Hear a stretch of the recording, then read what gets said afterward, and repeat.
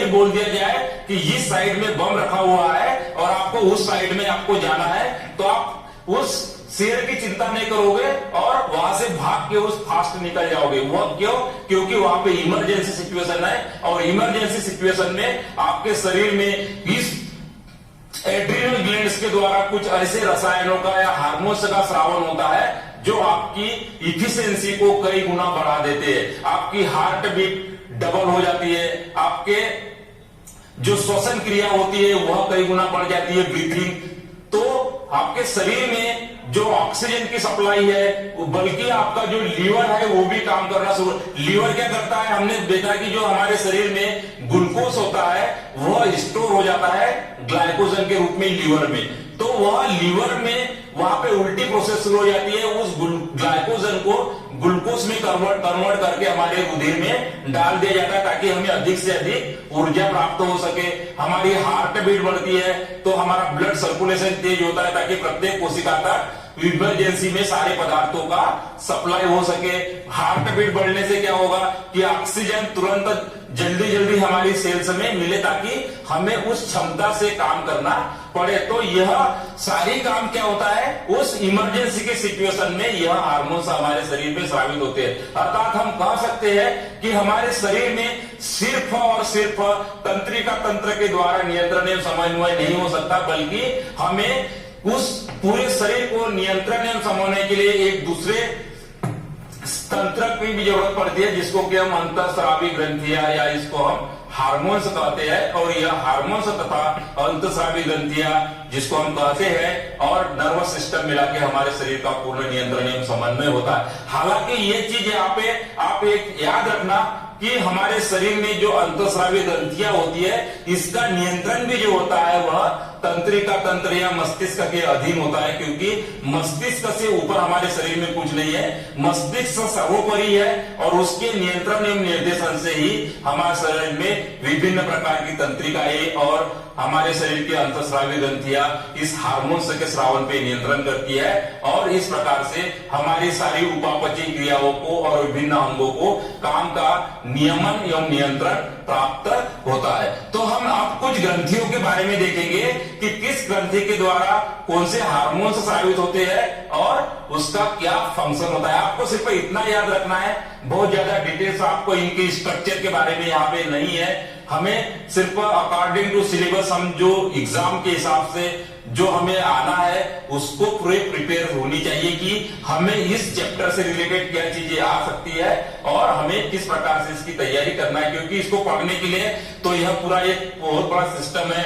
इसमें जैसे हम थायराइड ग्रंथि की बात करें तो थायराइड ग्रंथि की पूरी एनाटॉमी और उसके बाद उसके हार्मोन्स और कई सारे फंक्शन है और बहुत सारे डिसीज, इस प्रकार से तो एक चैप्टर ही बन जाता है थायराइड ग्रंथि का। तो यह अलग अलग ग्रंथियों का बहुत बड़ा एक इतिहास है, लेकिन हमारे सिलेबस के अकॉर्डिंग हमें जितना यहाँ पे देखना है हम एक एक ग्रंथियों के बारे में जानकारी देखेंगे और उसके सिचुएशन, जैसे सिचुएशन में देखिए जो हेड रीजन में आपको यहाँ पे हाइपोथैलेमस के जस्ट नीचे मतलब मस्तिष्क के नीचे में आपको एक ग्रंथि दिखाई दे रही है जिसको कि हम पीयूष ग्रंथि या पिट्यूटरी ग्लैंड्स कहते हैं। इस ग्रंथि को मास्टर ग्रंथि भी कहते हैं। मास्टर ग्रंथि इसलिए कहते हैं कि यह दूसरी सारी ग्रंथियों का नियंत्रण में नियमन्वय करते हैं, इसलिए इसको मास्टर ग्रंथि भी या पिट्यूटरी ग्लैंड्स कहते हैं। इसके द्वारा कुछ हार्मोन्स स्रावित होते हैं, उनका कुछ फंक्शन हम देखेंगे। इसके अलावा जो थायराइड ग्रंथि होती है इनका भी बड़ा महत्व है कि हमारे शरीर में जो उपापचयी क्रियाओं का नियंत्रण में नियमनई इसके द्वारा होता है। इसके कमी से जैसे थायरॉक्सिन हार्मोन्स का यह स्रावन करती है, तो इस प्रकार से इसके बारे में देखेंगे। पहला थायराइड हार्मोन्स के कुछ काम है। अग्नाशय ग्रंथि में कुछ इंसुलिन हार्मोन्स का स्रावन होता है जो कि हमारे शरीर में शुगर लेवल का नियमन करता है।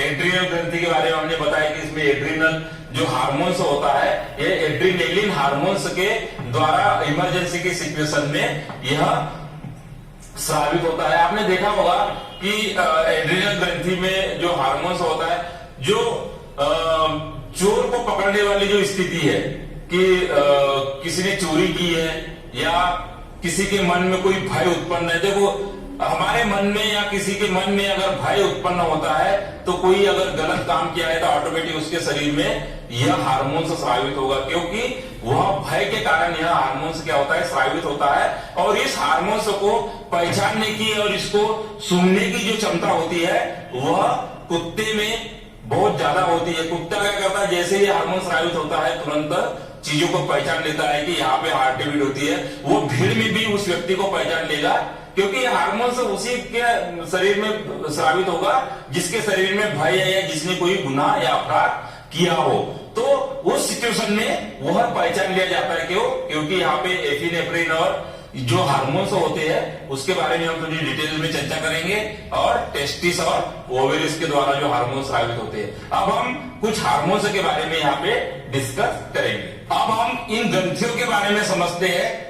तो सबसे पहले जैसे हमने पीनियल ग्रंथि लिखी है, इसका देखो बहुत ज्यादा वर्णन तो आपके यहाँ पे सिलेबस में नहीं है, लेकिन तब भी हमें जानकारी के लिए कुछ चीजें जरूर बता दें कि जो पीनियल ग्रंथि होती है यह बाल्य अवस्था में ही पाई जाती है। अर्थात ये बात कर सकता हूं मैं कि यह 4-5 साल की उम्र से यह समाप्त होना शुरू हो जाती है। 8-9 वर्ष की उम्र में यह पूर्ण रूप से समाप्त हो जाती है, क्योंकि इसका ऐसा माना जाता है कि यह ग्रंथि जो होती है यह सेक्सुअल जो मेच्योरिटी होती है उसको कंट्रोल करता है, और मेच्योरिटी जल्दी नहीं आने देता। मतलब कि हम बोल सकते हैं कि जो सेक्सुअल मेच्योरिटी होती है इसको कंट्रोल करने का काम यह करता है। और बाल्यावस्था में जैसे जैसे उम्र बढ़ती है यह पीनियल ग्रंथि जो होती है वह समाप्त हो जाती है। इससे कुछ हार्मोन्स स्रावित होते हैं जिसको कि हम मेलेटोनिन हार्मोन्स कहते हैं। यह हार्मोन्स ऐसा माना जाता है कि यह सेक्सुअल मेच्योरिटी को कंट्रोल करने का काम करते हैं। अब जैसे और इसका ये काम और वर्णन है कि हमारे शरीर में जो त्वचा का कलर होता है, आपने देखा होगा किसी किसी को त्वचा जो होती है कलर्ड हो जाती है, तो उसमें भी इसका कुछ कंट्रोलिंग इसमें होती है। तो जो अंधे व्यक्ति होते हैं या जिनमें प्रकाश का वो नहीं देख पाते हैं, तो उसमें ऐसे माना जाता है कि सेक्सुअल मेच्योरिटी जो है वह समय से पहले आ जाती है। तो यह ज्यादा इसका वर्णन हम नहीं करेंगे यहाँ पे, क्योंकि हमारे सिलेबस में इसका ज्यादा वर्णन भी नहीं है। बस इतना याद रखिएगा कि यह जो होती है बाल्य अवस्था में ही कुछ समय तक यह पाई जाती है, और मेलेटोनिन हार्मोन्स जो कि सेक्सुअल मेच्योरिटी को कंट्रोल करने का काम यह करती है।